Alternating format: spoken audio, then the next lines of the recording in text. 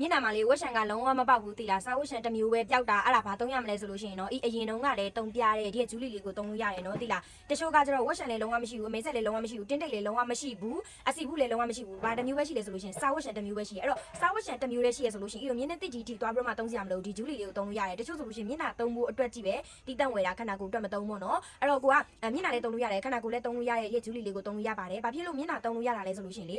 စကရက်တာအရင်နူးညံ့နေတိလားစကရက်တာအရင်နူးညံ့တာဖြစ်တဲ့အတွက်ကြောင့်မလို့မျက်နှာရောသုံးလို့ရပါတယ်ရှင်အဲ့တော့ဒီနောက်ပိုင်းမှာကွန်နွေရာရောက်တော့မှဖြစ်တဲ့အတွက်ကြောင့်မလို့ညနေပိုင်းလေးဒီမှာမျက်နှာလေးကိုအသုံးပြုလို့ရပါတယ်အရာတော့မင်းကုတီမျက်နှာသစ်ဆက်ပြရှိတဲ့ကဒီကဂျူလီလေးကိုမသုံးဖြစ်ဘူးဆိုပေမဲ့စားဝတ်ရှန်ပျောက်ရှင်နေစားဝတ်ရှန်တီးတန့်သမားလေးတွေဆိုလို့ရှိရင်ဂျူလီလေးကိုသုံးလို့ရပါတယ်အဲ့ဒါကြီးလာပြောပြရပါတော့ကြည့်လိုက်အယောင်ကတော့လုံးဝစိမ့်ထွက်နေရပဲဘာလို့လဲဆိုလို့ရှိရင် तू ကမုတ်ညင်စိမ့်ရဲပါတာဖြစ်တဲ့အတွက်ကြောင့်မလို့အစင်းရောင်လေးပါစကရက်တာလုံးဝမကြမ်းပါဘူးเนาะတခဲကိုမြန်မာငွေ